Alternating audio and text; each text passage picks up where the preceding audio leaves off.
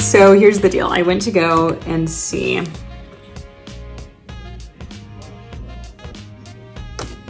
Elizabeth and Mary, royal cousins, rival queens. Baby.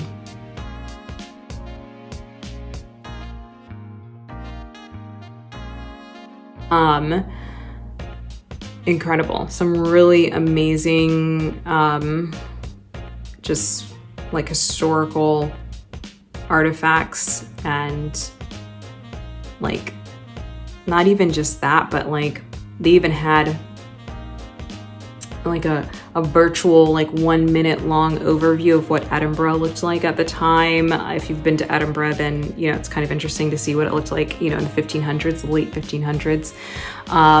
They were showing how people would write letters, because of course Mary wrote a ton of letters because she was in prison half her life. I mean, I don't know the exact amount of years. Let's say 10 years. I don't know. Anyway, she wrote a lot of letters. She wrote a lot in code because, you know, she suspected that Elizabeth's little guys, advisors, dudes, spies, whatever, were intercepting her letters. So there was a special way that they would fold letters into an envelope so that if it had been taken out, there was no way to get it, you know, back to the original way. I can't remember exactly what it's called, but it was like giving origami, like you like cut the letter, you know, you just tear it up, you tear up the letter, put it back together, sew it, fold it, flip it, reverse it, all kinds of stuff. So, you know, that's kind of interesting. And so, yeah, it was awesome. And the gift shop was amazing. And I love a gift shop. So British Library was just hitting on all fronts. You do have to go all the way out to St. Pancras, which is pretty far in my opinion, on the Piccadilly line, but it was so worth it. And then I went to Harrods. Sorry, my finger keeps getting in the way. Harrods was so worth it. When I tell you that the irony, okay, I was literally looking at getting crosstown donuts because I've been seeing all this stuff about crosstown donuts. Okay, they just opened in Cambridge, always a good sign when you're opening in a college town. They have a ton of locations in London. I did not know about them because I'm a diehard Dum Dum Donuts fan, supporter, purveyor, proprietor, client, subject. I'm joking, but I just really like their cronuts. Yeah. I feel like they make the best cronuts, and I've sampled a few. Okay. But so anyway, I had seen a lot of stuff about Crosstown in Hammersmith because it's right next to where I live. And so I was like, I need to check that out. Okay. It's like vegan donuts, and there's like a huge variety of flavors. It was giving me low key donut plant. You know what I'm saying? Like nothing can ever come near donut plant. But when I see a place having a ton of flavors, a ton of flavor varieties, and launching a lot of different like seasonal flavors and unique flavors, you know, that's when I start thinking like, okay, we're not talking about maple bacon. All right. We're not talking about the basics. We are talking about something that's giving. So anyway, irony of ironies, I saw that they have Crosstown in Harrods. So I got them. I got two of them. One was like a basic cinnamon sugar, and chocolate. Okay. All right. Sorry. I got it wrong. It was not chocolate chai.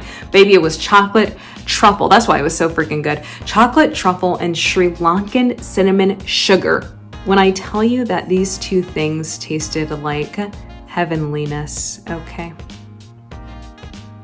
Loved every second of it, of eating them. They were a delight to my palate, okay? I will be taking my sister as soon as she gets here. We are going straight there. We are getting our Crosstown fix on and popping, okay? I gotta see how late these places stay open. There's like 5 different Crosstowns in London.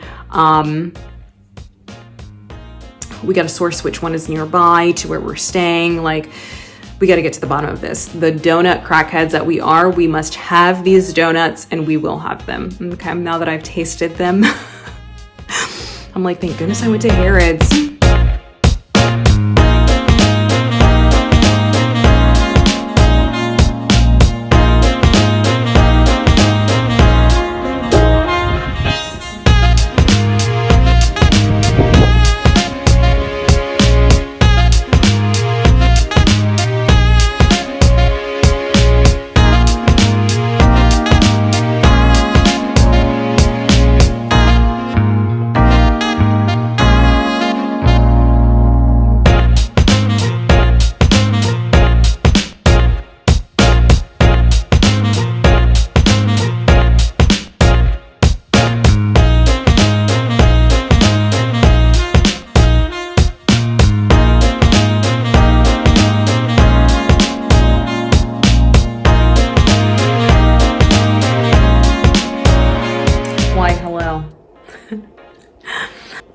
so here's the deal.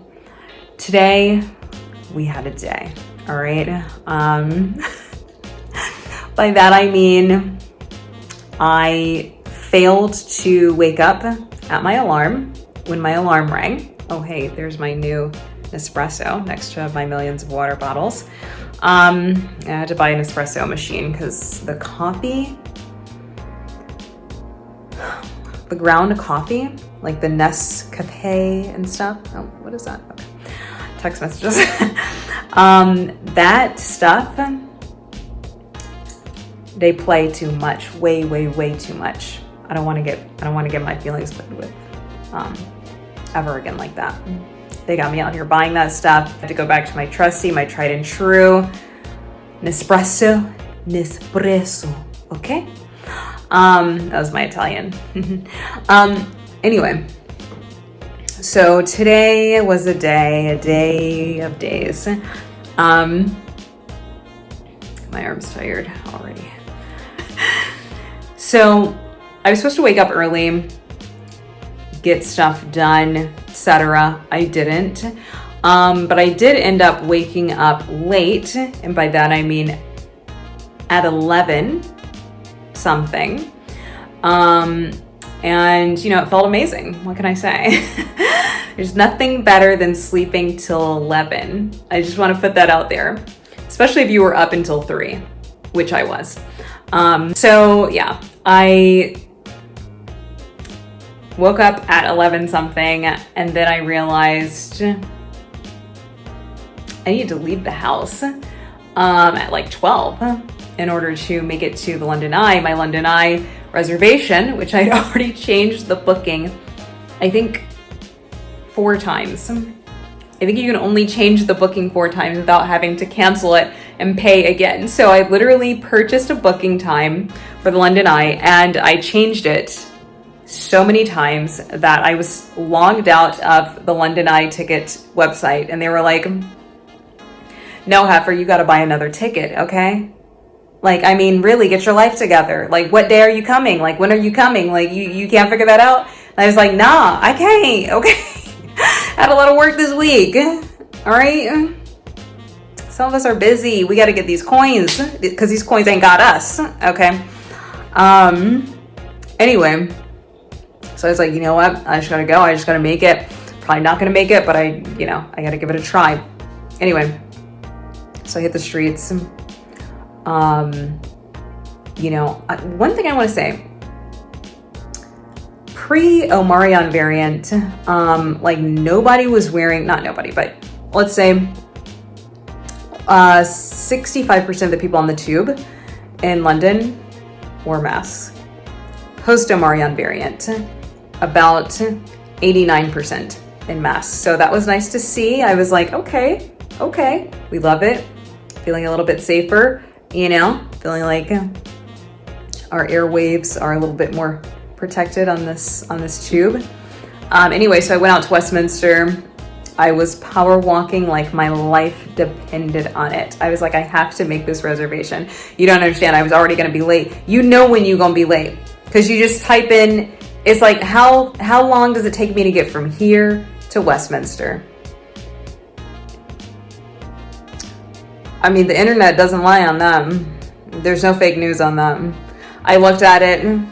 I said it was going to take 42 minutes. I didn't have 42 minutes, so I was like, well, I'll be late. Hopefully they let me in still onto the Eye of London. And they did. I actually got into like a little carriage. It actually goes 443 feet above London. That's how high the views are. And they basically put you in a glass pod. And you share it with, a few other people, whatever, and you guys ride slowly in a circle. That's what a Ferris wheel is. I think it goes at 0.6 miles per hour, I want to say. But it is like constantly stopping because they stop to, let people in and out of the pods. It takes about half an hour to 40 minutes, 45 minutes maybe to do the whole thing. But yeah, totally worth it. Amazing views. you know, just a beautiful way to see like a bird's eye view of London. Granted, it's technically only like 50 stories or something high. So, I mean, I used to work in 101 Park Ave in Manhattan, and I worked on the 46th floor. So, I mean, 50 stories that ain't really that high in the grand scheme of skyscrapers, in the grand scheme of cities. But, you know, London is kind of a short city. Okay, short king. London's a short king. So it seems, you know, maybe higher than it really is. But I think the Shard is higher, so I might try to hit up the Shard. Maybe this weekend, we shall see. And then I had to come back to my flat. I forgot something for my friend, had to pick that up for her. Then we went to Natural History Museum. I was supposed to go skating. Instead, I just hung out because I missed my skating slot. The guy was like, you can't transfer the ticket, babe. Just, you know, just either get on the ice or get off. Like, what you want to do? And I was like, I am Michelle Kwan, okay? I'm Oksana Bayul, okay? It's Beijing 2022 up in here, all right? And he was like, not for you, queen. Mm-mm. Anyway, Natural History, like, skating rink is really cute. However, it's not as, like, well-maintained as Somerset House. I have to say, Somerset House is a little bit more of a vibe. It's more of, like, an adult vibe. I think Natural History Museum skating rink, which is where I was today, is a little bit more of a kid's vibe. They do have the carousel there, which is totally gorgeous. Like, I feel like it's a beautiful place to do, like, a photo shoot or something. If I had a reason to do a shoot, I would totally be trying to rig that up over there. I did get some clips of it, might insert that in here, might not, I have no idea. I was probably on portrait mode instead of landscape. You know, these vlogger newbie things, they be happening. I can't control it. I'd be in the moment, I don't know what's going on. Then my friend bought me mulled wine, and we made a night of it, and by that I mean we went to Whole Foods and then Five Guys. And now I'm back here. The most exciting thing going on for me is that I'm going to Cornwall. I'm going to Cornwall next week, and I can't hardly wait.